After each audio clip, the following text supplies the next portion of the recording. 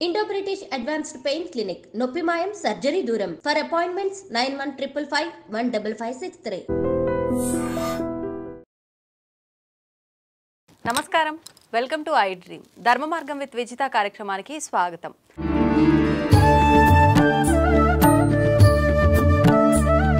ప్రస్తుత సమాజంలో మనిషికి ఓర్పు అనేది ఎంత అవసరం. పెద్దవాళ్ళు చెప్తూ ఉంటారు, మనిషికి ఓర్పు సహనం అనేది ఖచ్చితంగా ఉండాలి అని చెప్పి. మరి ఓర్పు ఉండాలి అని చెప్పేటప్పుడు మన ముందు అధర్మంగా ఏదైనా జరుగుతున్నప్పుడు, మనపైకి ఏదైనా వ్యతిరేకత వచ్చినప్పుడు అదే ఓర్పుతో ఉండాలా, ఎదురు తిరిగి మనం దాడి చేయాలా, ఇలాంటి మంచి మంచి విషయాలు ఇప్పుడు ప్రభుజీతో మాట్లాడి తెలుసుకుందాం. ప్రస్తుతం మనతో పాటు ఉన్నారు ఇస్కాన్ టెంపుల్ నుంచి ప్రణవానంద గారు. ఇప్పుడు వారితో మాట్లాడి మరిన్ని విషయాలు క్లియర్గా అడిగి తెలుసుకుందాం. హరే కృష్ణ ప్రభుజీ. హరే కృష్ణ మాతాజీ. ప్రభుజీ, ప్రతి ఒక్కరు కూడా కృష్ణుని ఆరాధించే వాళ్ళు తన దగ్గర నుంచి ఏదో ఒకటి ఆశిస్తూనే ఆరాధిస్తుంటారు అని అనిపిస్తుంది చూసే వరకు. నిజంగా ఆయన నుంచి ఏమీ ఆశించకుండా ఆరాధించే వాళ్ళు కూడా ఉన్నారా ప్రభుజీ? ఏదో ఒకటి ఆశిస్తూ ఉంటారు అని మనకు అనిపిస్తుందండి. ఎందుకో తెలుసా? ఎందుకంటే మనం నిజమైన భక్తి అంటే మనకు తెలియదు కాబట్టి. ఇంకో విషయం చెప్తాను. ప్రహ్లాదుడి దగ్గరికి నరసింహస్వామి ఆయన కోసమే ఒక అవతారాన్ని స్వీకరించారనమాట. అయితే హిరణ్యకశిపు సంహారం అంతా అయిపోయాక సింహాసనం పైన కూర్చొని, ఓ ప్రహ్లాద నీకేం కావాలో అడుగు అంటే, నాకేం వద్దండి అంటే, చెప్పు ప్రహ్లాద నీకేం కావాలో చెప్పు, ఏదో ఒకటి ఇవ్వాలనుకుంటున్నా అంటే, లేదు లేదు నాకేమొద్దు నాకేదొద్దు. అడుగుతావా లేదా అంటే, నువ్వు ప్రశాంతంగా ఉండయ్యా నాకేదొద్దు అని నరసింహస్వామికే నచ్చి చెప్తున్నాడనమాట ప్రహ్లాదుడు. చివరికి ఏదో ఒకటి అడగాల్సిందే, నువ్వు ఏదైనా అడగాల్సిందే, అడగంది నేను వెళ్ళను అని అంటే, సరే మా నాన్నని క్షమించేసేయి అని అడుగుతాడనమాట. చూడండి, భక్తుడికి చివరికి ఏదన్నా అడగాలి. వాళ్ళ నాన్నగారు ఎన్ని చేశాడండి ఈయనని తేళ్లతో కరిపించాడు, ఏనుగులతో తొక్కించాడు, సముద్రంలో పడేయించాడు, పర్వతంపై నుంచి కిందికి పడించాడు, విషం ఇచ్చాడు, చంపాలని చూశాడు. ఏం చేసినా సరే చివరికి కోరుకో అంటే మా నాన్నని క్షమించేసే అన్నాడు. ఇది ఒక భక్తుడి యొక్క లక్షణం ఎలా ఉంటుంది. ఈరోజు మేము కుంతి మహారాణి యొక్క ప్రార్థనలు చదువుతున్నాం భాగవతంలో. ఆవిడ ఒక కోరిక అడుగుతుంది కృష్ణుని. ఏమంటుంది తెలుసా అండి? అయ్యా నాకు ఇంకా కష్టాలు ఇవ్వు జీవితంలో అని అడుగుతుంది. ఎందుకయ్యా కష్టాలు ఎందుకు అని అంటే, కష్టాలు నువ్వు చాలా బాగా గుర్తొస్తావు, నీ గుర్తు మంచిగా ఉన్నప్పుడైతే నువ్వు గుర్తురావు కదా, కష్టాలు ఉన్నప్పుడు నేను నిన్ను వేడుకుంటా, కాబట్టి ఇంకా కష్టాలు ఇవ్వు నాకు అని చెప్తుంది కుంతి మహారాణి. ఇది నిజమైన భక్తి అని అంటే.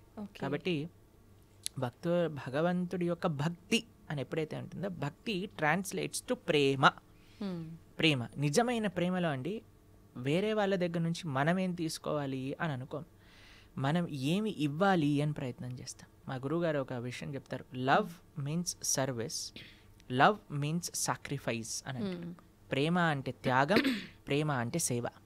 కాబట్టి ఎక్కడైతే ప్రేమ ఉంటుందో అక్కడ స్వపేక్ష ఉండదన్నమాట, నిరపేక్ష భావనతో ఉంటుంది. కాబట్టి భక్తి అని అంటే ఏమీ భగవంతుడి దగ్గర అడగాల్సిన అవసరం లేదండి. ఎందుకంటే ఒక తల్లికి పిల్లవాడికి ఏమేం కావాలో అన్నీ తెలుస్తుంది. అలానే మనకి పరమాత్మ తండ్రి, మన పరమాత్మ తల్లి అని అనుకున్నాం అనుకోండి, మనం ఏమీ కూడా ఆశించాల్సిన అవసరం లేదు. ఆ భావన పెంచుకోవటమే భక్తి అని అంటే.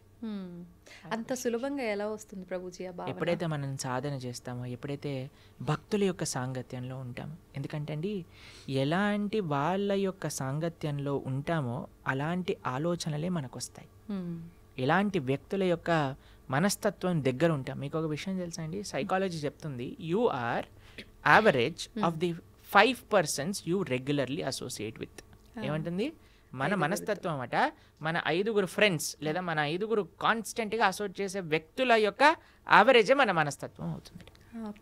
కాబట్టి ఎవరైతే భగవంతుడికి నిరపేక్ష భావనతో భక్తి చేసే భక్తుల దగ్గర ఉన్నారనుకో, మనకు కూడా వస్తుంది. చూడండి, ఒక ఇనుముని అయస్కాంతం పైన బాగా రబ్ చేసి ఇనుము దగ్గర తీసుకెళ్ళామనుకోండి, వెంటనే అని లాగేస్తుంది. నిజంగా చెప్పాలంటే ఇనుముకి అయస్కాంతం శక్తి లేదు, కానీ అయస్కాంతం వల్ల ఉండటం వల్ల ఇనుముకి ఆ శక్తి వచ్చింది. కాబట్టి మీరు దుర్లభమే, చాలా కఠినమే, కానీ ఎప్పుడైతే అలాంటి వ్యక్తుల యొక్క సాంగత్యంలో ఉంటామో అది చాలా సులభం అవుతుంది. అందుకే లోకే సజ్జన సంగతి రేఖ భవతి భవార్ణవ తరణే నౌక అని అంటారు. అది ముఖ్యం ప్రభుజీ. అంటే ఈ జనరేషన్ వాళ్ళు చాలామంది ఆధ్యాత్మికత, ఈ స్పిరిచువల్గా వెళ్ళడం, ఇవన్నీ ఒక మూఢనమ్మకం అని కొట్టిపారేసే వాళ్ళు కూడా చాలామంది ఉన్నారు. అసలు నిజంగా మూఢనమ్మకం అంటే ఏంటి, భక్తికి దానికి సంబంధం ఏంటి అసలు? మీకు ఒక విషయం చెప్తానండి, భక్తి మూఢనమ్మకం కాదు. ఇప్పుడు చూడండి, ఒక వ్యక్తి ఒక రిటర్న్స్ రావాలి, ఒక ప్రాఫిట్ రావాలి అని అనుకుంటాడు. అప్పుడు ఏం చేస్తాడండి, ఆయన 10 రూపాయలు పెట్టి ఒక 100 రూపాయలు పెట్టి కొనుక్కుంటాడు. 10 రూపాయలు పెట్టి కొనుక్కుంటే 100 రూపాయలు వస్తాయి. కానీ 100 రూపాయలు పెట్టి కొనుక్కుంటే 100 రూపాయలు వస్తాయి. 100 రూపాయలు పెట్టి కొనుక్కుంటే 100 రూపాయలు వస్తాయి. కాబట్టి ఒక ఇన్వెస్ట్మెంట్ చేసి దాంట్లో నుంచి ప్రాఫిట్ కావాలి అని అనుకుంటే పద్ధతి ఉంటుంది. ఏ ఇన్వెస్ట్మెంట్ చేయకుండా నాకు ప్రాఫిట్ కావాలి అనుకుంటే ఎలా చెప్పండి. ఒక వ్యక్తి అట జీవితాంతం భగవంతుడికి ప్రార్థన చేశాడట, నాకు లాటరీ కావాలి, లాస్ట్కి చనిపోయాడట. భగవంతుడి దగ్గరికి వెళ్ళాడట, ఒరే ఎలాంటి భగవంతుడు నువ్వు జీవితాంతం ప్రార్థన చేశాను లాటరీ కావాలని లాటరీ ఇవ్వలేదంటే భగవంతుడు అన్నారట, అయ్యా నేను కూడా ఇవ్వడానికి వెయిట్ చేస్తున్నా, కానీ కనీసం నువ్వు లాటరీ టికెట్ కొంటే కదా నేను ఇచ్చేది అని అన్నారు. కాబట్టి నాకు లాటరీ కావాలి కనీసం లాటరీ టికెట్ కొనయ్యా నువ్వు. కాబట్టి కనీసం నువ్వు నమ్మకం పెట్టే స్వామి పైన ఆయన రెసిప్రికేట్ చేస్తాను, నేనేం చేయను, నాకు భగవంతుడు కావాలి, ఇదంతా మూఢనమ్మకం. అవజానంతి మా మూఢ అని అన్నాడు కృష్ణుడు భగవద్గీతలో. మూర్ఖులు నన్ను తెలుసుకోలేరు అని. చాలా సులభం అండి భగవంతుని తెలుసుకోవటం అంటే, చాలా సులభం. ఈ ప్రకృతి మనం పరిశీలన చేసిన మన భగవంతుడి యొక్క ఉనికి ప్రతి అణువులో ఉన్నది. ఎవరికి తెలుస్తుంది? ఎవరైతే వినయంతో ఉంటారో వాళ్ళకి తెలుస్తుంది. విద్య వినయేన శోభతే. విద్య వినయాన్ని ఇవ్వాలి, అంతేకాని మూర్ఖత్వాన్ని పెంచకూడదు మనిషి లోపల. ఇప్పుడు చూడండి, మీకు మన శ్రీహరికోటలో మన శాటిలైట్ సెంటర్ ఉంది తెలుసు కదా. వాళ్ళు ఏ శాటిలైట్ లాంచ్ చేసే ముందైనా వెంకటేశ్వర స్వామి దర్శనం చేసుకుంటారు. తెలుసా మీకు? తెలీదు ప్రభుజీ. వెంకటేశ్వర స్వామి దగ్గరికి వెళ్ళి పూజలు చేస్తారు. ఆ సూలూరుపేటలో అమ్మవారు ఉంటుంది ఒక ఆవిడ, ఆ శ్రీహరికోట దగ్గర, ఆవిడ దగ్గరికి వెళ్ళి పూజలు చేస్తారు. దాని తర్వాత శాటిలైట్ ని లాంచ్ చేస్తారు. అంత పెద్ద సైంటిస్టులు కూడా భగవంతుడా నా ప్రయత్నం నేను చేశాను, నీ దయ కూడా ఉంచనివ్వు. మనకి భక్తిలో ఇదే ముఖ్యమండి. ఇప్పుడు మనం కార్తీక మాసంలో మాట్లాడుకుంటున్నాం. కార్తీక మాసంలో దామోదరుడు యొక్క వ్రతం అంటారు, కార్తీక దామోదర వ్రతం అంటారు. దామోదర్ని కృష్ణుడిని కట్టేటప్పుడు యశోదమ్మ 2 అంగుళాలు తక్కువ పడేది, మళ్ళీ ఇంకా తాడు తెచ్చేది, 2 అంగుళాలు తక్కువ వచ్చేది. ఇంట్లో గోశాలలో ఉండే తాడంతా తీసి కట్టడానికి ప్రయత్నం చేసింది, అయినా సరే 2 అంగుళాలు చివరికి ప్రార్థన చేసింది, కృష్ణ ఇంత ప్రయత్నిస్తున్నానరా నేను అని. అమ్మ అలసిపోవటం చూసి కృష్ణుడు కట్టబడ్డాడు. ఆ 2 అంగుళాలు ఏంటి తక్కువ అంటే మన ప్రయత్నం, భగవంతుడి యొక్క కృప. 2 ఉండాలి భగవంతుని పొందాలి అని అంటే. మన ప్రయత్నం, స్వామి యొక్క కృప. కాబట్టి ఎప్పుడైతే నువ్వు నీ శ్రద్ధ పెట్టు, ఫస్ట్ కొద్దిగా ఇన్వెస్ట్మెంట్ చేయి, దాని తర్వాత భగవంతుడున్నా లేదు నేను మూర్ఖంగా చేస్తాను అని అంటే నీ ఇష్టం, ఎవరి కర్మ వాళ్ళకి బాధ్యత లేదండి. కాబట్టి మూఢనమ్మకానికి భక్తికి సంబంధం లేదండి. భక్తి is very scientific, very logical, very emotional, very spiritual process అన్నమాట. కాబట్టి ఎవరైతే భక్తి మార్గంలో ఉంటారో, నాకు తెలిసిన ఎంతోమంది డాక్టర్లు, మీకు ఒక విషయం ఆశ్చర్యపోతారు. మేము ఒకసారి ఒక డివోటీ డాక్టర్ దగ్గరికి వెళ్ళామన్నమాట, ఏదో చూపించుకోవడానికి. అయితే ఆయన టేబుల్ పైన ఒక పెద్ద బోర్డు ఉంది, దాంట్లో ఏం రాసిందంటే I treat and god heals అని రాసాం. అంటే నేను ట్రీట్మెంట్ చేస్తాను కానీ నయం చేసేవాడు మాత్రం దేవుడు. మంచిగా ఉంది. కాబట్టి ఆ భావన అందరికి ఉండాలండి. కాబట్టి భగవంతుడిపైన నమ్మకం మూఢనమ్మకం కాదు, భగవంతుడమైన నమ్మకం నిజమైన నమ్మకం, వర్త్ ఇన్వెస్టింగ్, ఆ ఫెయిత్ అనేది. కాబట్టి ముందు మనం శ్రద్ధ పెట్టాలి. దానికి భగవంతుడు ఇచ్చే ప్రేమను ఎప్పుడైతే మనం పొందుతామో దానికి ఇంకొక ఇదంటూ ఉండదన్నమాట. ఒకసారి ఒక డాక్టర్ చెప్పాడు, ఒక ఆయన హైసీలోకి తీసుకెళ్తుంటే కృష్ణ రామ గోవింద రక్షించు తండ్రి అన్నట్టు, నేను ట్రీట్మెంట్ చేస్తుంటే దేవుడికి ఎందుకు ప్రార్థన చేస్తున్నాను, నువ్వు కాపాడేది నేను అని అంటే ఆయన అన్నాడట, అయ్యా నీ హాస్పిటల్లో చనిపోతారా జనాలు అంటే చాలా మంది చంపేస్తున్నావు కదా నువ్వు అన్నాడు. నేను చంపట్లేదు, నేను జస్ట్ బతికిస్తాను. బతికించినప్పుడు చంపేవాడివి కదా నువ్వే, 2 రెస్పాన్సిబిలిటీ తీసుకోను. లేదన్న నోరు మూసుకొని వెళ్ళు, మా కృష్ణుడు కాపాడుతాడు, మారే కృష్ణ రాకే కృష్ణ మారేకే. భగవంతుడు బతికించాలి అంటే బతుకుతాడు, భగవంతుడు తీసుకెళ్ళాలి అనుకుంటే ఆయన పిల్లలు తీసుకెళ్తాడు అని అన్నారు. అప్పుడు డాక్టర్ కొద్దిగా వినయం వచ్చిందనమాట. కాబట్టి మనం ఎప్పుడైనా వినయంతో ఉండాలి. శ్రద్ధావాన్ లభతే జ్ఞానం. శ్రద్ధ పెట్టు, నీకు జ్ఞానం వస్తుంది, భగవంతుడు ఎవరు ఏంటి అనే విషయాలన్నీ తెలుస్తాయి. ప్రభుజీ, ఆధ్యాత్మిక చైతన్యం అంటే ఏంటి? భక్తి ఆధ్యాత్మిక చైతన్యం రెండు ఒకటేనా? భక్తికి సంబంధించిన జ్ఞానం ఏదైతే ఉందో దాన్ని ఆధ్యాత్మిక చైతన్యము అని అంటారు. ఎప్పుడైతే మనం భగవంతుడి గురించి వింటామో, అందుకే చాలా మంది అండి పూజలకి చాలా ఇంట్రెస్ట్ చూపిస్తారు, వ్రతాలు నోములు చేయాలంటే చాలా ఎంతూజియాస్టిక్గా ఉంటారు. అదే నువ్వు వచ్చి భాగవతం వినరా నాయన అంటే ఎవరు రాడనమాట, గీత చదువురా బాబు అంటే ఎవరు రాడనమాట. ఎందుకు అని అంటే మనకి ఒక స్టెప్స్ ఆఫ్ డివోషనల్ సర్వీస్ ఉంటాయి. 9 భక్తి మార్గములు అని అంటారు, మీరు వినే ఉంటారు కదా. మన ఛానల్లో ఒక ప్రవచనం ఉన్నది 9 భక్తి మార్గాలపైన. అందులో ప్రహ్లాదుడు వాళ్ళ నాన్నగారికి చెప్పినప్పుడు, ప్రహ్లాద హాస్టల్లో ఏం చదువుకున్నావు అని అంటే ప్రహ్లాదుడు అన్నాడు, చదివించి నను గురువులు చదివి తిని సకల శాస్త్రములు చదువులలో మరొమమెల్ల చదివి తిని తండ్రి అని ప్రహ్లాదుడు అన్నాడు అనమాట. అయ్యా నన్ను గురువులు చదివించారు, నేను సకల శాస్త్రములు చదువుకున్నాను, ఆ చదువులలో మర్మం అంటే ఎసెన్స్ ఆఫ్ స్క్రిప్చర్స్ నేను నేర్చుకున్నాను అంటే చాలా ఆనందపడతాడండి హిరణ్యకశిపు. అంటాడు ఏంటి అసారాంశమో చెప్పు ప్రహ్లాద అని అంటే, శ్రవణం కీర్తనం విష్ణు స్మరణం పాద సేవనం అర్చనం బంధనం దాస్యం సఖ్యం ఆత్మనివేదనం. ఆయన అంటాడు శ్రవణం కీర్తనం విష్ణో స్మరణం పాదసేవనం. శ్రవణం అంటే ఫస్ట్ స్టెప్ ఆధ్యాత్మిక భక్తి మార్గం లేదన్నా ఉంటే భగవంతుడి గురించి వినటం, ఇది గుర్తుపెట్టుకో. శ్రవణం, దాని తర్వాత కీర్తనం అంటే భగవంతుడి యొక్క నామ జపం చేయటం. ఇప్పుడు మేము వచ్చేటప్పుడు భగవన్ నామం జపం చేసుకుంటే ఈరోజు ఏకాదశి కదా, 64 మాలలు చేస్తామని అందరం భగవన్ నామ స్మరణ చేస్తూ ఉండాలి. ఫస్ట్ ఎందుకు నేను జపం చేస్తున్నా, ఎందుకంటే జపం చేయటం భగవంతుని తెలుసుకోవటానికి అత్యంత ముఖ్యమైన మార్గము అని మనం విన్నాం కాబట్టి జపం చేస్తాం. శ్రవణం కీర్తనం విష్ణోహో స్మరణం, ఏదైతే మనం విన్నామో దాని గురించి స్మరణ చేస్తూ ఉండాలి. మనమేమో మాయపూర్లో మా గురువుగారు యాత్ర అయిందనమాట.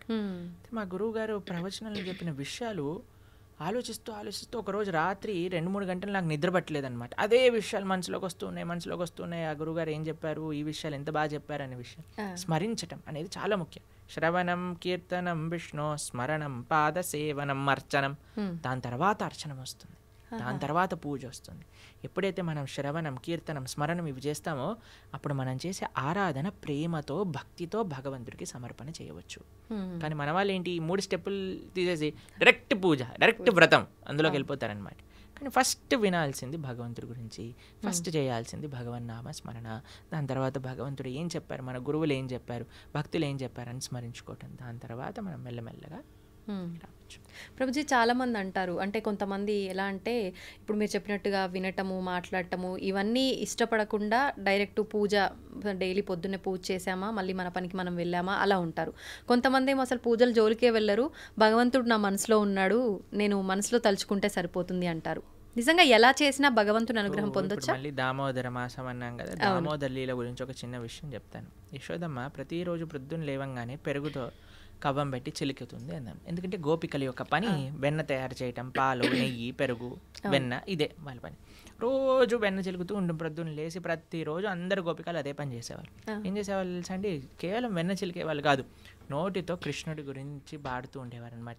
హే కృష్ణ హే గోపాలక హే కృపాచరణిదే హే సింధు కన్యాపతే హే కంసాంతక హే గజేంద్ర కరుణా పారీన హే మాధవ అని భగవంతుడి గురించి పాడుతూ భగవంతుని స్మరిస్తూ ఉండేవారు. అరే కృష్ణుడు ఇంత చిన్న పిల్లవాడైనప్పుడు పూతని సంహరించాడు, దాని తర్వాత తృణావర్తిని సంహరించాడు, అరే బ్రహ్మాండములన్నీ కూడా నోట్లో చూపించారు, ఏంటి కృష్ణుడి యొక్క మాయ, అలా స్మరిస్తూ వాళ్ళు చేసే పని చేస్తుండేవారు. కానీ మనసు మాత్రం కృష్ణుడి పైన ఉండేది, నోటి ద్వారా భగవంతుడి యొక్క నామస్మరణ.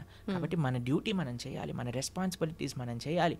కానీ ఎలా చేయాలి, భగవంతుడి కోసం చేయాలి, భగవంతుడిని స్మరిస్తూ చేయాలి, భగవన్ నామం చెప్తూ చేయాలి. అది ఓకే ప్రభుజీ, ఎలాగూ కార్తీక మాసం కదా, ప్రతి ఒక్కరు కూడా అసలు ఎప్పుడు పూజ చేయని వాళ్ళు కూడా ఈ మాసంలో ఆధ్యాత్మికంగా చాలా దగ్గరగా ఉంటారు. ఆలయాలకు వెళ్ళటం కానీ, ఇంట్లో నిత్య దీపారాధనలు కానీ. ప్రత్యేకించి కృష్ణుని ఆరాధించే వాళ్ళు ఏ రకంగా ఆరాధిస్తే ఆయన అనుగ్రహం? కార్తీక మాసంలో దామోదరుడి యొక్క ఆరాధన చాలా విశేషం. కార్తీక మాసం వ్రతాన్ని ఊర్జ వ్రతము అని అంటారు. అంటే మన లోపల తేజస్సుని, శక్తిని, ఆనందాన్ని పెంచే వ్రతం అనమాట. ఎందుకంటే ఇది సాక్షాత్తుగా రాధారాణి యొక్క స్వరూపము అని మా సాంప్రదాయంలో బృందావన కృష్ణ భక్తి మార్గంలో చెప్తూ ఉంటారనమాట.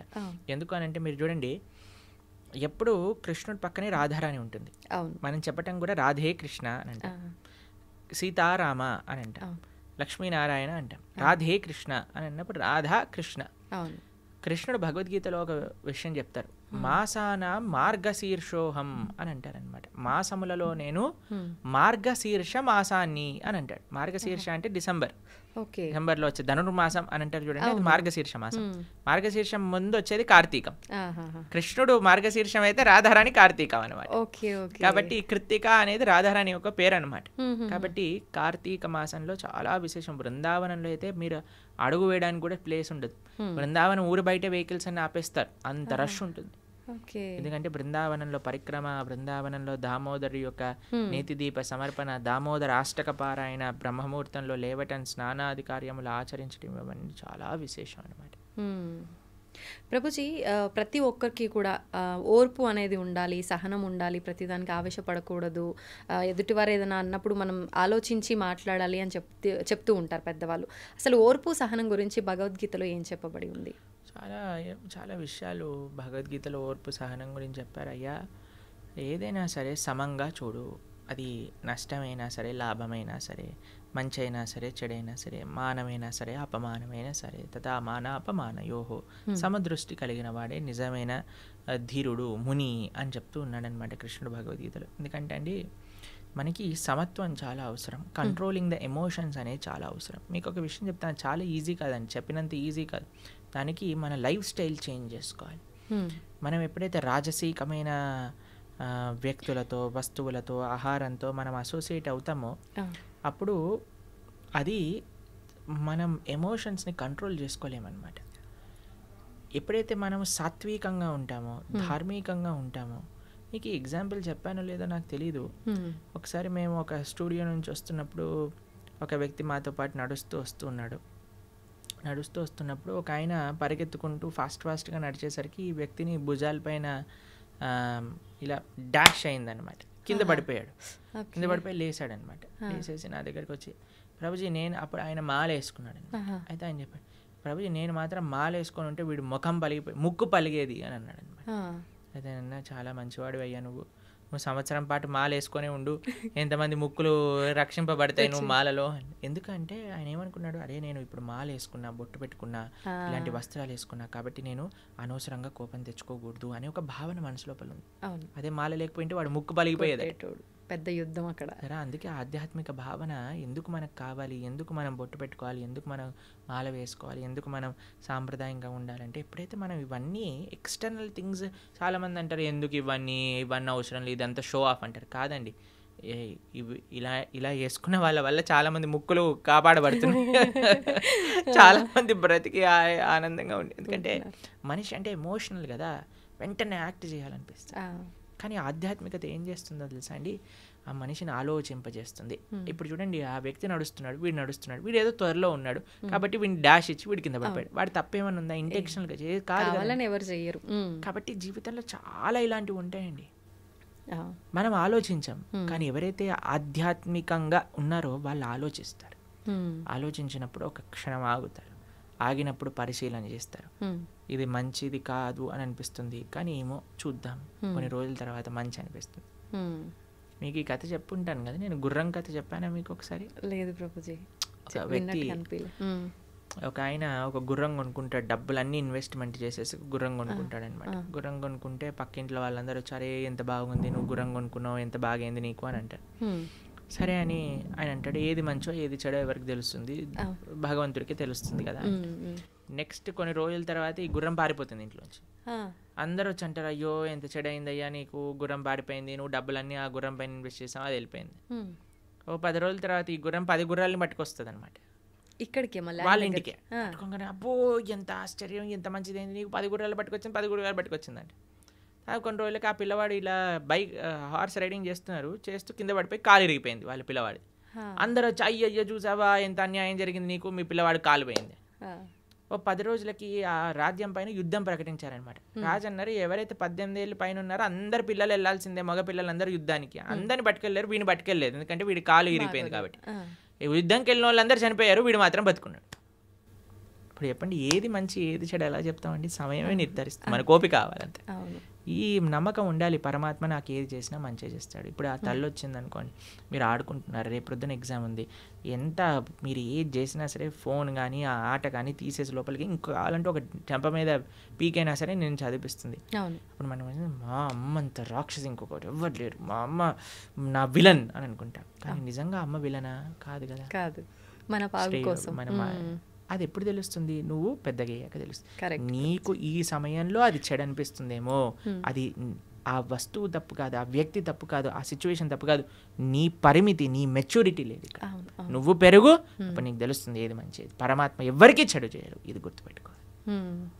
ప్రభుజీ ఇందాక మీరు చెప్పినట్టుగా అతను మాల్లో ఉన్నాడు కాబట్టి బతికిపోయాడు అని అంటే నిజంగా అంటే మనం ఒక దీక్షలో ఉన్నన్ని రోజు పర్మనెంట్ మాల వేసుకున్నాం. కానీ ఎప్పుడు ఆలోచించవచ్చు, అరే స్వామి నీకు ఇది నచ్చుతుందా, నేను మాట్లాడే మాట నచ్చుతుందా, నేను చేసే పని నచ్చుతుందా, నేను చేసే జాగ్రత్తగా మాట్లాడాలి. అందుకే ఆధ్యాత్మిక భావన అనేది, ఈ స్పిరిచువాలిటీ ఏం చేస్తుంది అడిగితే ఇదే చేస్తుందండి, మనిషిని మారుస్తుంది తప్పకుండా. నేను దీన్ని 100కి 1,000,000 రెట్లు గ్యారంటీతో చెప్పగలుగుతాను. అంటే మనం ఆచరించాలి అనుకున్న ఈ బంధాలు, బంధుత్వాలు, ఈ కుటుంబము, ఈ రెస్పాన్సిబిలిటీస్ మధ్య అంత ఫోకస్ చేయలేకపోతున్నారేమో అనిపిస్తుంది Prabhuji. It is just an excuse. మనసు ఉంటే మార్గం ఉంటుంది. నాకు జస్ట్ ఆ సంకల్పం రావాలి. సంకల్పం అనేది అన్నిటికంటే గొప్ప శక్తి, తెలిసిన మీకు. ఆ సంకల్పం ఉందనుకోండి, ఆ డిటర్మినేషన్ ఉందనుకోండి, పరమాత్మ దేనైనా మార్చేయచ్చు. ఎందుకండి ఇప్పుడు అనవసరమైన కోరికలనే మనం అంత మొండిగా సాధించుకున్నప్పుడు, స్వామి నేను ఒక మంచి ధార్మికంగా ధర్మ మార్గంలో నడవాలి అని అనుకుంటే కృష్ణుడు బ్లెస్ చేయలేడా అండి? ఎందుకు చేయలేడు? చేస్తాడు. మనకు ఆ సంకల్పం లేదంతే. ప్రభుజీ ఇప్పుడు అంటే దీన్ని బట్టి మనిషికి ఓర్పు అనేది ఖచ్చితంగా ముఖ్యం. అయితే రకరకాలుగా జరిగేవి చూస్తున్నాం సమాజంలో, ఇప్పుడున్న ప్రస్తుత సమాజంలో. అటువంటి సమయంలో మన కళ్ళ ముందు చెడు జరుగుతున్నా కూడా అంటే మనం కాలమే దానికి ఒక ఆన్సర్ ఇస్తుంది అని మనం సైలెంట్గా ఓర్పుతో ఉండాలంటారా, ఎదురు తిరగొచ్చు అంటారా? దీని గురించి ఏం చెప్తారు? ఓర్పు, ఓపిక మన సొంత విషయంలో ఓడిపడాలి, కానీ ధర్మం విషయంలో ఓర్పు ఉండకూడదు. ఓర్పు ఉండకూడదు అంటే కత్తి తీసి వేరేవని వేసేస్తా కాదండి. నీకు కృష్ణుడు ఆ సేవ ఇచ్చాడా? అర్జునుడికి చెప్పాడు, మా మనుస్మర యుద్ధచ, నన్ను గుర్తుపెట్టుకుని యుద్ధం చేయి. నీకు చెప్పారా? నీకు చెప్తే అంటే మనకి చెప్తే, మనకి మన గురువులు చెప్తే, అరే నువ్వు ఈ విధంగా ధర్మ పరీక్షణ చేయి, ఈ విధంగా ధర్మ పరిరక్షణ చేయి. ధర్మో రక్షతి రక్షిత. దీన్ని ఒక్కొక్కళ్ళకి ఒక్కొక్క విధంగా అన్వయం ఉంటుంది. అన్నిటికంటే ముఖ్యమైనది ఏంటో తెలుసా అండి? ధర్మాన్ని రక్షించుకోవటం అంటే ధర్మాన్ని ఆచరించటం, ధర్మాన్ని తెలుసుకోవటం, ధర్మాన్ని ఆచరింప చేయటం. తల్లిదండ్రులు ధర్మాన్ని తెలుసుకొని పిల్లలకి ధర్మాన్ని చెప్పడం, పిల్లలు ధర్మాన్ని ఆచరిస్తే ఇది ఒక విధంగా ధర్మ పోరాటం. అందరు కూడా నేను కత్తి పట్టుకుంటాను అని అంటే అసాధ్యం అండి. కొంతమందికి ఆ సేవ ఉంది, ఎవరికి ఆ సేవ ఉందో వాళ్ళకి తెలుసు, వాళ్ళ ఆ సేవ అలా చేయాలి. కొంతమందికి శాస్త్రాధ్యాయన ధర్మ పరిరక్షణ, అది నువ్వు చేయి. కొంతమందికి ధర్మాన్ని వినటం, ధర్మాన్ని ఆచరించటం, అది నీ ధర్మ పరీక్ష, నువ్వు అది చేయి. కాబట్టి ఒక్కొక్కళ్ళ నేచర్ బట్టి, ఒక్కొక్కళ్ళ ఇంక్లినేషన్ బట్టి ఆ విధంగా గురువుల యొక్క అనుగ్రహంతో మనం సేవ చేయాలి. అంతేకాని మనంతటా నేను ఇచ్చేస్తా అది చేస్తా అని అనుకోకూడదు.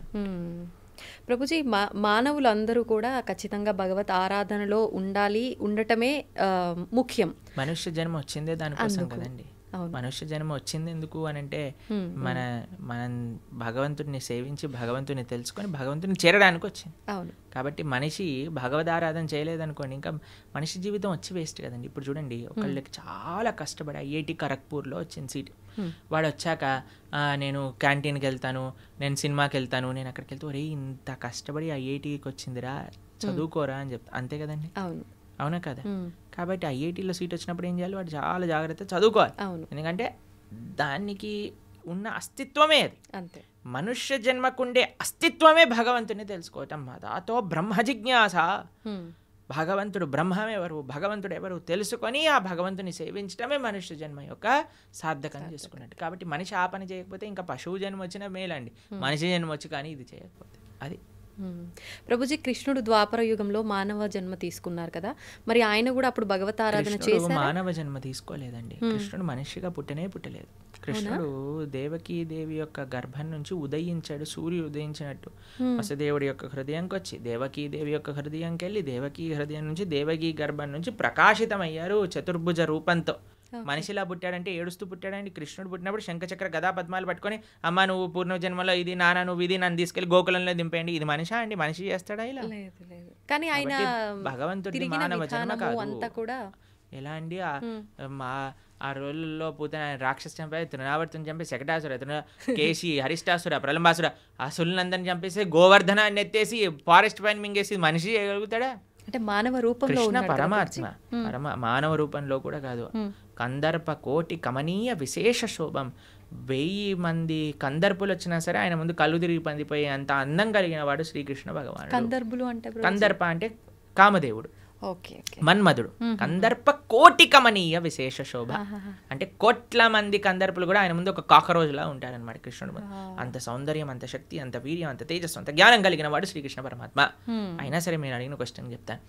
బృందావనంలో కృష్ణుడి పట్ల ఎంత ప్రేమ ఉండేది వ్రజవాసులకి అని అంటే, ఏదన్నా సంహరించిన, ఇంత పెద్ద పూతన అనే రాక్షసిని సంహరించిన చిట్ట చివరికి వాళ్ళ అమ్మ తీసుకొచ్చి ఆవు తోక తీసుకొని కృష్ణుడికి దిష్టి తిప్పి, అయ్యో మా తామకి దిష్టి తగిలింది కదా, నారాయణుడు రక్షింపుగాక. ఇప్పటికీ మీరు బృందావనంలో నందగావ్ అనే ప్రదేశానికి వెళ్తే నంద మహారాజు ఆరాధన చేసిన శేషశాయి విష్ణు యొక్క మూర్తి అక్కడ కనిపిస్తుంది అనమాట.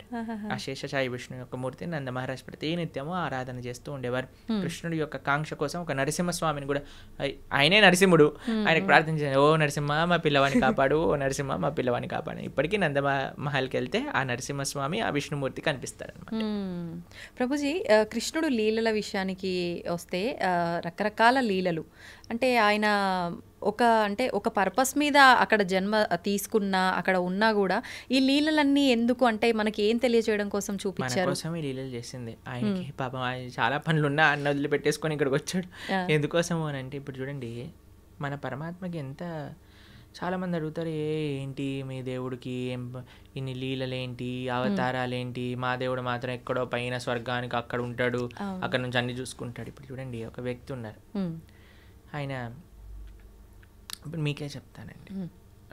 మనము ఒక సుడిగుండంలో ఒక వ్యక్తి పోతున్నాడు అనుకోండి, కాపాడండి కాపాడండి కాపాడండి అని నడుస్తాం. కానీ మనం వెళ్తామా, వదిలేయండి, ఏదైనా తాడుందా అని ఎత్తుకుతాం. తాడేస్తాను అనుకోండి, తాడేస్తే నేను సేఫ్గా ఉండాలి, వాడు సేఫ్గా ఉండాలి. ఎందుకంటే వాడికి మనకి పెద్ద సంబంధం లేదు కాబట్టి ఏం పర్వాలేదు.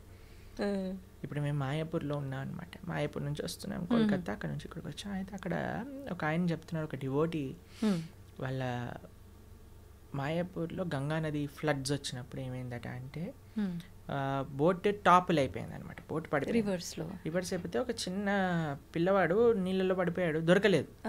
అయితే ఆ పిల్లవాడు పొయ్యాడు, నీళ్ళలో పడిపోయిన మరుక్షణమే వాళ్ళ అమ్మకి హార్ట్ అటాక్ వచ్చి ఆవిడ కూడా పోయింది అనమాట. నా పిల్లవాడు పోయాడు అనే షాక్లో. అంటే అంత ప్రేమ, అంత అటాచ్మెంట్ అనమాట. పరమాత్మ మనం సంసారంలో పడిపోయి ఇబ్బంది పడుతున్నాము అన్న మరుక్షణం ఆయన కూడా సంసారంలోకి దుంకేశాడు అనమాట.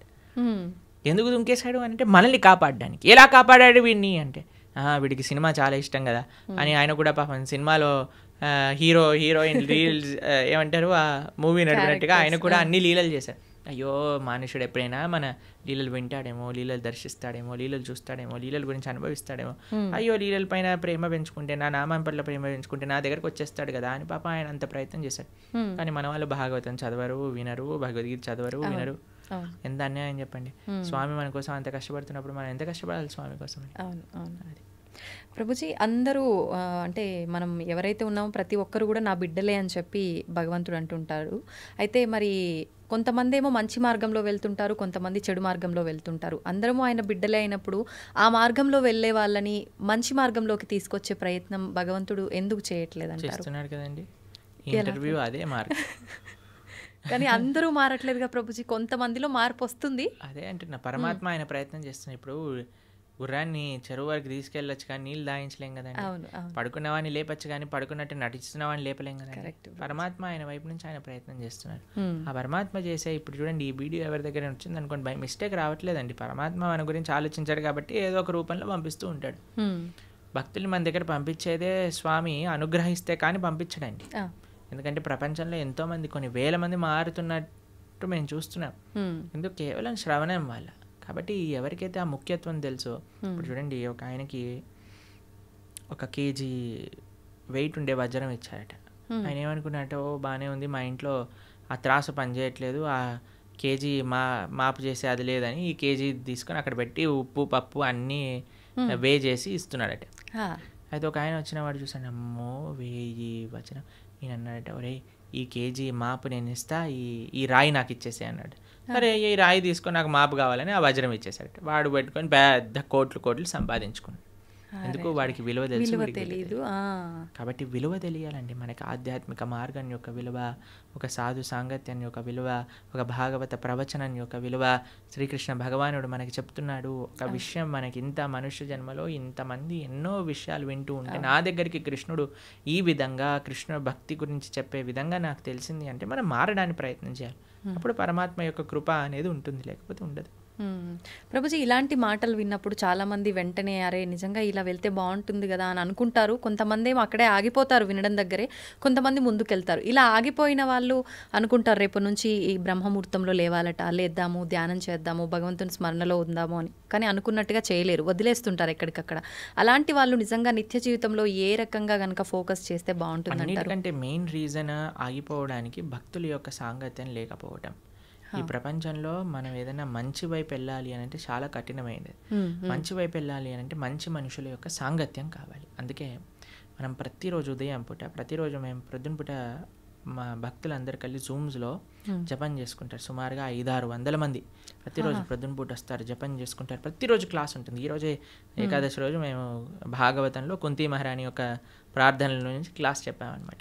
కాబట్టి మీరు మంచిగా మన ప్రణవానంద దాస్ ఛానల్లో మనకి భాగవతం, భగవద్గీత ఇవన్నీ ఉన్నాయి. ఇవన్నీ వింటూ ఉండండి. జపా క్లాసులు ఏవైతే ఉన్నాయో వాటికి వస్తూ ఉండండి. మంచి వ్యక్తుల యొక్క సాంగత్యంలో ఈజీ అయిపోతుంది మంచిగా భక్తి మార్గంలో ముందుకు నడవడానికి. అందుకే లోకే సజ్జన సంగతి రేఖ భవతి భవార్ణవ తరణేన ఒక మంచి వాళ్ళ సాంగత్యమే మనల్ని ఈజీ చేసేస్తుంది. మన సంకల్పం ఉండటం ఒకటి, కానీ ఆ సంకల్పరీత్యా మనము వాటిని మంచి వాళ్ళ యొక్క సాంగత్యంలో యూజ్ చేసుకోవటం అనేది ఇంకా ఇంపార్టెంట్. ప్రభుజీ, కృష్ణుడి దగ్గర లేని మాయలు, లీలలు ఏదీ లేదు. అయితే గాంధారి శాపం నుంచి నందవంశాన్ని ఎందుకు కాపాడలేకపోయారు? అసలు గాంధారి శాపం కృష్ణుడి పైన ఏం పంచలేదు, తెలుసా మీకు ఆ విషయం? అవునా ప్రభుజీ? గాంధారి శాపం వల్ల కృష్ణుడికి ఏం అవ్వలేదు. చూడండి, సూర్యుడి పైన నేను ఒక దీపావళి రాకెట్ ఇడిచి పెడతాను అన్నాను అనుకోండి, సూర్యుడికి ఏమైనా నష్టం అవుతుందండి? దీపావళి రాకెట్ సూర్యుడిని ఏమైనా చేయగలుగుతుందా? ఒక వ్యక్తి, ఒక చిన్న పిల్లవాడు అనుకున్నాడు, ఇప్పుడు చూడు ఈ రాకెట్ని సూర్యుడి పైన వేస్తున్నా నేను, జుమ్ అని వేసాడు అనుకో, అది వెళ్ళి ఢామ్ అని అంటుంది, చూసావా సూర్యుడికి అయింది చూసావా అని. అది వాడి మూర్ఖత్వం. అంతే అంతే. కృష్ణ పరమాత్మ ఆయన లీలలు అవజానంతి మామూఢ మానుషం తనుమాశ్రిత పరంభావమజానంతో. భగవద్గీతలో ఆయన ఏమంటాడంటే, ఎప్పుడైతే నేను ఈ యొక్క మానవులు ఉండే ఈ లోకానికి లీలలు చేయడానికి వస్తారో మూర్ఖులు నన్ను తెలుసుకోలేరు. అవజానంతి మామూఢ మానుషం తనుమాశ్రిత పరంభావమజానంతో, నా యొక్క పరతత్వాన్ని తెలుసుకోలేరు. ఎందుకంటే అనిపిస్తుంది కదా, అరే కృష్ణుడు ఇక్కడే మనతో పాటు మన లాగానే నడుస్తున్నారు, అది ఇదే. కాబట్టి గాంధారి పెట్టిన శాపం వల్ల కృష్ణుడు అవతార స్వీకారం నుంచి అవతార పరిసమాప్తి చేసేంతవరకు ఏమేం చేయాలో ఆయనకు క్రిస్టల్ క్లియర్ స్కెచ్ చేసుకొని వచ్చారనమాట. ఇప్పుడు చూడండి, మీకు ఒక ఉదాహరణ చెప్తాను. నేను స్కూల్కి వెళ్ళాలని బయటకు వచ్చాను, షూస్ వేసుకున్నా, అన్నీ వేసుకొని బయటికి వెళ్ళాను, బస్సు కోసం వెయిట్ చేస్తున్నా. అంతలోపల పక్కింటి వాళ్ళు కూడా వాళ్ళు బైక్లో వెళ్తారండి స్కూల్కి, వాళ్ళు వెళ్తున్నారు, నిన్ను కూడా దింపేస్తాను అన్నాను అనుకోండి, సరే ఎలా ఉన్నా బస్సు రావడానికి టైం ఉంది కదా, వీళ్ళు ఎలా వెళ్తున్నారు కదా ఎక్కేసి మనం వెళ్ళిపోయాం. ఇప్పుడు ఆ వ్యక్తి దింపేశాక ఈరోజు నేనే స్కూల్కి తీసుకొచ్చాను, లేకపోతే వాడు రాకపోతుండే అన్నాడు అనుకోండి, ఏమన్నా ఉందా? ఆల్రెడీ స్కూల్కి తయారయ్యాడు, బస్సు కోసం వెయిట్ చేస్తున్నాడు, బస్సు వచ్చే లోపల వెయిట్ చేస్తున్నారు కదా, ఈయన ఎలా వెళ్తున్నాడు కదా అని వెళ్ళాడు, అంతే కదండి. అలానే పరమాత్మ ఈ విధంగా అవతార పరిసమాప్తి జరుగుతుంది, ఈ విధంగా యదువంశం పరలోకానికి వెళ్ళిపోతుంది అని అన్ని ప్లాన్ ఉంది. గాంధారి నువ్వు నశించుగాక, సరేలే ఎలాగనో ప్లాన్లో ఉంది కదా, ఈవిని కూడా స్వీకరిద్దాం, ఈ మాటలు కూడా స్వీకరిద్దాం అని పరమాత్మ స్వీకరించాను. అంతేగాని గాంధారి శాపం వల్లే అయింది సూర్యుడికి పైన రాకెట్ వేసినట్టు. ఓకే, మన మూర్ఖత్వమే అవుతుంది. ఓకే ఓకే ప్రభుజీ, శ్రీకృష్ణ తులాభారం గురించి తెలుసు కదా, అయితే తులాభారంలో తులసికి చాలా ప్రాముఖ్యత ఉంటుంది. మరి మన నిత్య జీవితంలో మన మనుషులకి తులసి ప్రాధాన్యత ఏంటి ప్రభుజీ? బృందాయే తులసీ దేవ్యాయే ప్రియాయే కేశవస్య చ విష్ణుభక్తి ప్రదే దేవి సత్యవద్దే నమో నమః. శ్రీకృష్ణ ప్రేయసి, శ్రీకృష్ణకి అత్యంత గొప్ప భక్తురాలు తులసి మహారాణి.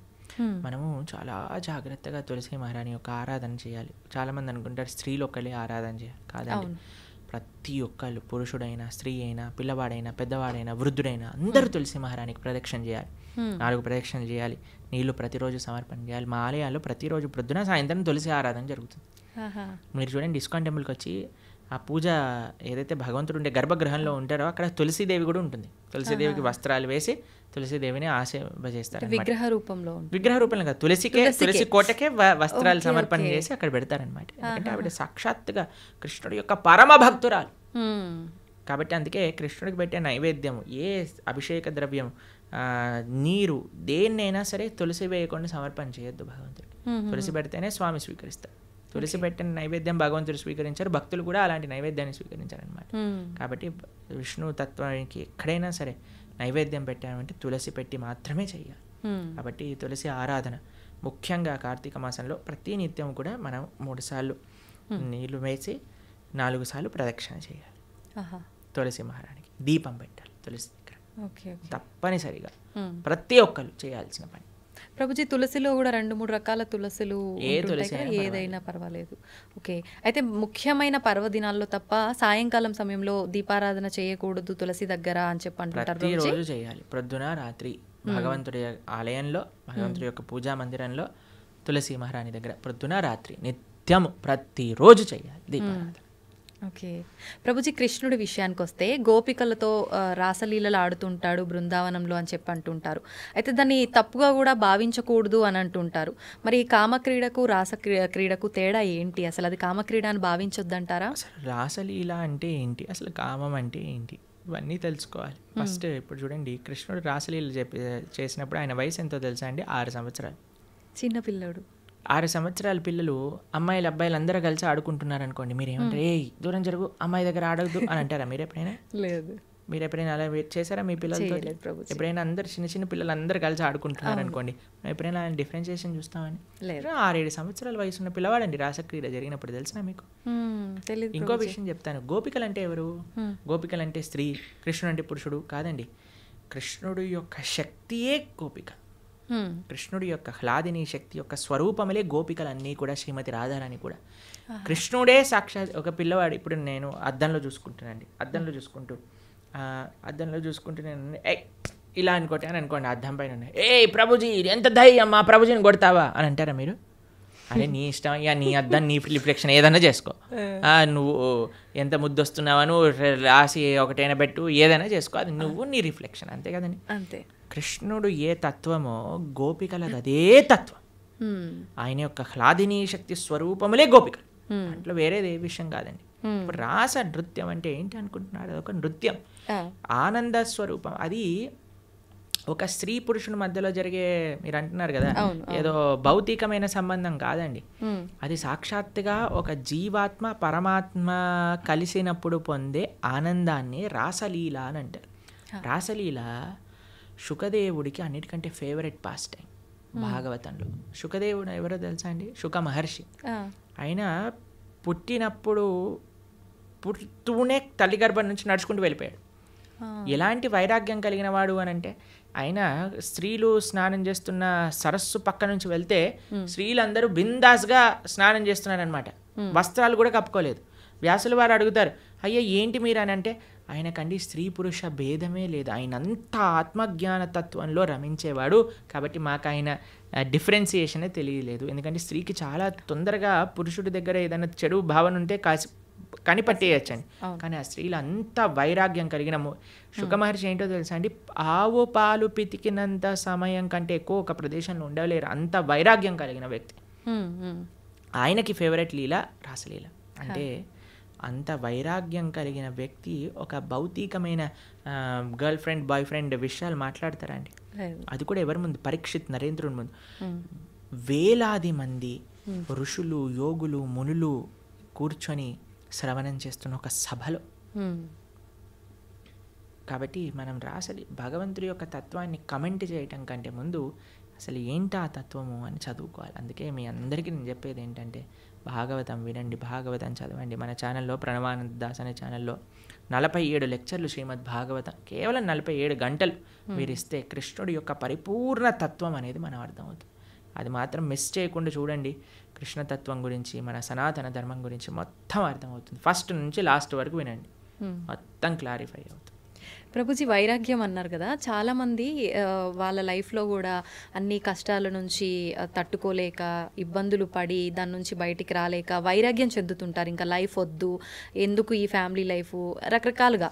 అలాంటి వైరాగ్యం నుంచి కొంతమంది డివోషనల్గా ఎక్కువ కనెక్ట్ అవుతుంటారు భగవంతుడికి. నిజంగా అది వైరాగ్యం వల్ల వచ్చిన భక్తి నిజమైన భక్తి అంటారు. ఈరోజే ఒకళ్ళు చెప్తున్నారు, ప్రభుజీ ఈ కష్టం వచ్చి ఉంటే నేను భక్తి మార్గంలోకి రాకపోయి ఉండేదాన్ని అని అంటున్నారు అనమాట. కాబట్టి కొన్నిసార్లు కష్టాలు కూడా మనం భగవంతుడి వైపు పంపిస్తూ ఉంటాయి. ఆనందం కూడా తీసుకెళ్తూ ఉంటుంది, కష్టం కూడా. ఏదైతే మనం భగవంతుడి వైపు తీసుకెళ్తుందో అది నిజమైన. మరి భక్తికి వైరాగ్యం అవసరమా అంటే అవసరం, కానీ వైరాగ్యమే భక్తి కాదు. ఇప్పుడు మన ఈ స్టూడియోకి రావాలి అంటే ఆ డోర్ ఓపెన్ చేయాలి. వైరాగ్యం అనేది డోర్ లాంటిది, అందులోపల నుంచి ప్రవేశిస్తే భక్తి మార్గం లోపలికి రాగలుగుతాం అనమాట. కాబట్టి వైరాగ్యం కావాలి. వైరాగ్య విద్య, నిజభక్తి యోగ, శ్రీ చైతన్య మహాప్రభు యొక్క ఉపదేశములలో వైరాగ్యము అని అంటే ఏదో ఫల్గు వైరాగ్యం కాదండి. నిజమైన వైరాగ్యం మనకు కావాలి. యుక్త వైరాగ్యము అని అంటారు. ఫల్గు వైరాగ్యము అని అంటే ఇప్పుడు చూడండి, శ్మశాన వైరాగ్యము అని అంటారు, ప్రసమ వైరాగ్యము అని. ఇదంటే ఎలా అంటే ఇప్పుడు చూడండి, శ్మశానంలో ఎవరైనా కాలిపోతున్నారనుకో, మనది కూడా అదే గతి కదా. ఇంటికి వచ్చాక ఏం చేసావు అంటే ఇడ్లీ వద్దు, నాకు పెసరట్టు కావాలి. ఏం వైరాగ్యం అండి? పోయేవాడికి ఇడ్లీ తిన్నా సాంబార్ తిన్నా ఒకటే కదండి. రెండోది ఏమనుకుంటుందట అంటే ఎవరైనా ప్రసవ వేదన ఊ అని అరుస్తున్నప్పుడు, అమ్మో నేను మాత్రం పిల్లల్ని కానీ ఇంత నొప్పి నేను భరించలేను. మళ్ళీ పెళ్లి చేసుకోగానే ఒక పిల్లోడు, రెండో పిల్లోడు, మూడో పిల్ల, నా కూతురు కావాలి, నాకు ఇంకో అలాంటివి అనమాట. అలాంటి వైరాగ్యం పనికిరాదు. వైరాగ్యం అంటే ఏంటి? నా దగ్గర ఉన్నదంతా కూడా భగవత్ సేవలో ఉపయోగిస్తా. యుక్త వైరాగ్యము. ఇప్పుడు మీకు ఒక విషయం చెప్తాను. నేను ఇలా వెళ్తున్నాను అనుకోండి, ఒక పర్స్ పడిపోయింది అనుకోండి, అమ్మయ్య దేవుడు నాకు ఈ విధంగా కరుణించాడు, డబ్బులు నాకు ఇచ్చాడని తీసుకోవటం ఒక విధి. రెండవది ఏంటి? అయ్యో నాది కాదు కదా, వదిలేస్తాను, నేను ముందుకెళ్ళిపోతాను, ఇంకో విధి. లేదు మూడు, అరే పర్స్ పడింది విజిత గారు, ఎవరిదైనా అంటే అయిందే అండి ఇచ్చేయటం మూడో విధి. ఏది మంచిది అంటారు ఈ మూడిట్లో? అడిగి ఎవరిది అని ఇవ్వటమే. అంతే కదండి. దాన్ని యుక్త వైరాగ్యం అంటారు. ప్రతి ఒక్కటి తీసుకో, ఎవరికి చెందాల్సిందో వాడికి చెందించు. ఈ ప్రపంచంలో ఉన్నదంతా కృష్ణుడికి చెందిందే కాబట్టి ఆయనకి సమర్పణ చెయ్యి. అది నిజమైన వైరాగ్యం, నిజమైన భక్తి అని అంటే. నీ కోసం నువ్వు వాడుకోకు, పరమాత్మ కోసం ఉపయోగించు, దేశం కోసం ఉపయోగించు, ధర్మం కోసం ఉపయోగించు, భాగవతోత్తముల కోసం ఉపయోగించు, భగవంతుడి కోసం ఉపయోగించు. అది వైరాగ్యం. ప్రభుజీ, భగవంతుని ఆరాధించాలంటే భక్తి ఒకటే ప్రధానమా? శరీరం కూడా శుచిగా ఉండాలి అంటుంటారు. నిజంగా శరీరం శుచిగా ఉండటం అంటే ఏంటి? మీరు అన్నారనుకోండి, ప్రభుజీ మా పిల్లల్ని స్కూల్కి పంపిస్తాను కానీ యూనిఫామ్ అయ్యాను, యూనిఫామ్తో ఏం సంబంధం ఉండండి, వాళ్ళకి చదువుకోవడం కావాలి, వాళ్ళు చదువుకోవాలని ఇచ్చి ఉందంటే స్కూల్ వాళ్ళు ఎలా చేస్తారండి? ఏమంటారు? ఫస్ట్ యూనిఫామ్ వేసుకొని రా, అంతే కదండి. అవునా కదా? స్కూల్ షూస్ పైన మొత్తం బురద జల్లి పంపించి, బురద ఉంటే ఏంటి, నువ్వు చదువు చెప్పు, ఆయన చదువు నేర్చుకోవడానికి వచ్చావు, నువ్వు చదువు చెప్పడానికి వచ్చావు, షూ బూట్ ఇవన్నీ అంటావు ఏంటి అని అంటారా మీరు? ఏమంటారా? అమ్మ టీసీ ఇస్తాను, తీసుకెళ్ళు, మీ పిల్లల్ని వేరే స్కూల్లో జాయిన్ చేయించు అని అంటారు. అంతేనండి. గోర్లు ఎందుకు కట్ చేసుకోవాలండి? గోర్లకి చదువుకి ఏం పని ఉంది అంటే, మా స్కూల్లో పీటీ సార్ ఉంటే వాడు పెద్ద కర్ర పట్టుకొని పాట్ అని కొట్టేవాడు, గోర్లు పెరిగాయండి. అందరు పీటీ పీరియడ్ ముందు అందరు పళ్ళతో మొత్తం పడేసేసేవాళ్ళు అనమాట. హడలు వచ్చేసేది అనమాట. వామ్మో పీటీ ఈరోజు థర్స్డేనా అని అందరు హడలిపోతుండేవారు అనమాట. మీరు తినారా ప్రభుజీ అట్లా దెబ్బలు? అంటే గోర్లతో కొరికేసాం అనమాట.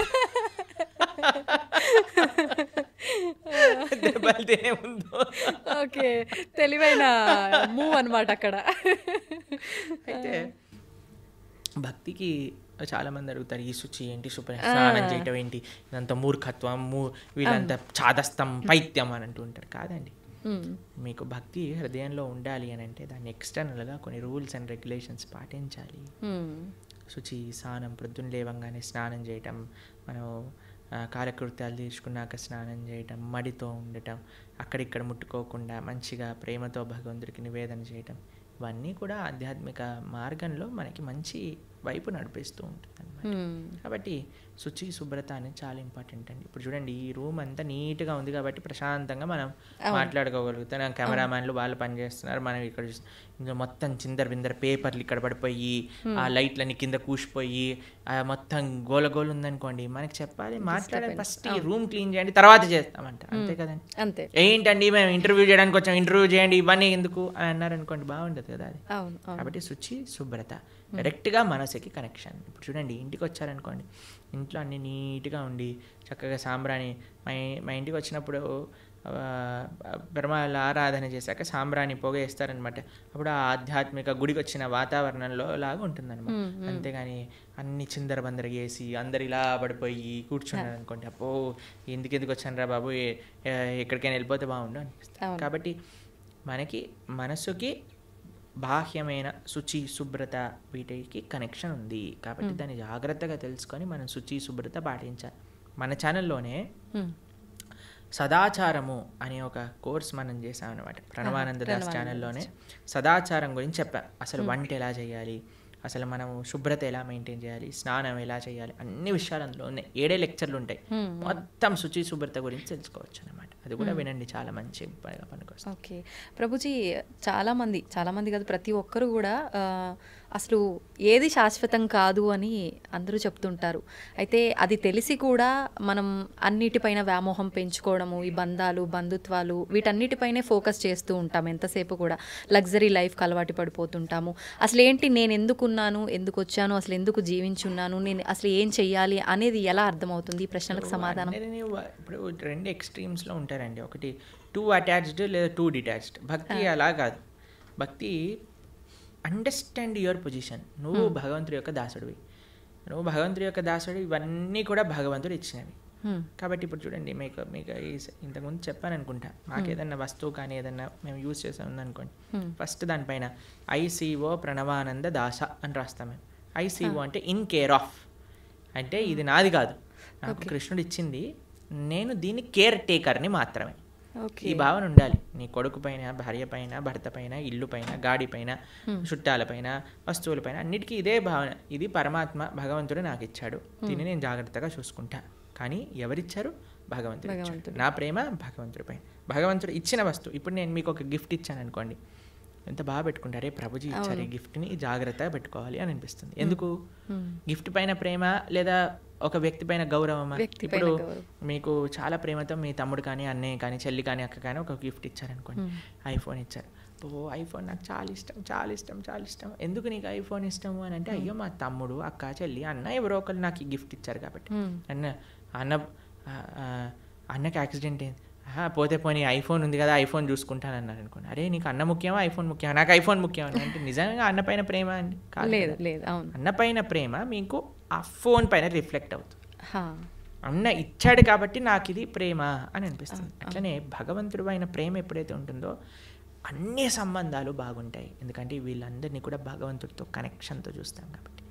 ఎప్పుడైతే భగవంతుడిని తీసేస్తామో జీవితంలో మన స్వార్థం, ఆవిడ అనుకుంటుంది ఆవిడ స్వార్థం, నేను అనుకుంటాను నా స్వార్థం, పిల్లలు అనుకుంటారు నా స్వార్థం, తల్లిదండ్రులు అనుకుంటారు నా స్వార్థం, అత్తమామలు అనుకుంటారు వాళ్ళ స్వార్థం. కానీ ఎప్పుడైతే కుటుంబం మొత్తం కలిసి భగవంతుడిని ఆశ్రయిస్తుందో అప్పుడు అందరూ కృష్ణుడికి ఏది మంచిది, కృష్ణుడు నేను ఏం చేస్తే నాతో ఆనందంగా ఉంటాడు అని ఆలోచించి ఆ విధంగా చేస్తాను. ఇదే భక్తి అంటే. అందుకే శ్రీల ప్రభుపాదుల వారికి వాళ్ళ గురువు గారు చెప్పారు, everything can come later. The most important necessity in this world is Krishna consciousness. భక్తి ప్రపంచంలో ఉంటే అన్ని రకాల సుఖములు, అన్ని రకాల స్వాంతనలు, అన్ని రకాల సౌఖ్యం చేకూరుతుంది. దాంట్లో ఎటువంటి డౌటే లేదు. ఇది ముఖ్యం. ప్రభుజీ, ఎక్కువగా ఇస్కాన్కి సంబంధించిన వాళ్ళు ఎవరైనా సరే కృష్ణుడి గురించే ఎక్కువగా మాట్లాడుతూ ఉంటారు. మరి కృష్ణుడి సోదరుడు బలరాముడి పాత్ర గురించి కానీ ఆయనకు సంబంధించిన విశేషాలు ఎందుకని తెలియదు? బలరాముడు ఎందుకండి, మేము ఎన్నోసార్లు బలరామ జయంతి పెద్ద ఉత్సవం మా ఆలయాల్లో తెలుసా మీకు? మా సాంప్రదాయంలో బలరాముడి ఉత్సవం కానీ, బలరాముడి యొక్క లీలలు చర్చించుకోవటం కానీ చాలా ముఖ్యంగా చేస్తాం. మీరు ఎప్పుడైనా మా బలరాముడి గురించి మాట్లాడిన వీడియోలు ఎన్నో ఉన్నాయి. కాబట్టి బలరాముడు గురువుకి సంకేతం. ఆయన యొక్క శక్తియే గురు పరంపర ద్వారా వస్తుంది, మన ఆచార్యుల వరకు వస్తుందన్నమాట. కాబట్టి మన గురువు చేసే శుశ్రూష, గురువు చెప్పే మాటలు సాక్షాత్తుగా బలరాముడు చెప్పే మాటలే అనమాట. కాబట్టి నిరంతరం వాటిని ఆరాధన చేస్తాం.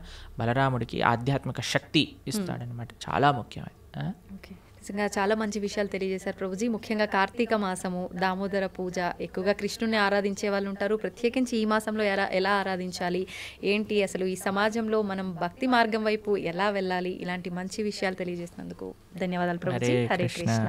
ధన్యవాదాలు మాతాజీ.